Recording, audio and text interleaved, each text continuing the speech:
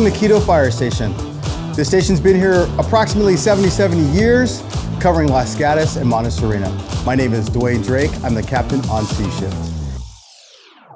Here at our station, we respond to multiple type of incidents such as EMS, fires, and anything else in between, such as a person who's fallen and they can't get up.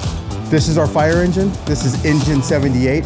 We just came back and responded from a trash fire with Los Gatos. That was engine 83, rescue 83, and myself, engine 78.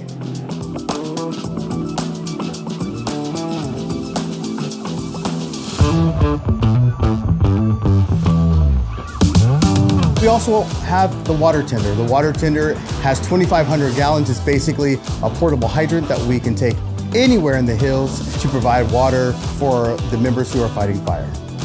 Let me show you our area. You're basically in the middle of Monte Sereno and Los Gatos right here.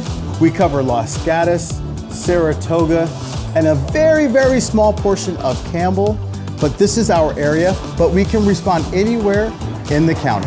Thanks for visiting Quito Fire Station. Come on down. I would love to answer any of your questions. Again, my name is Dwayne Drake.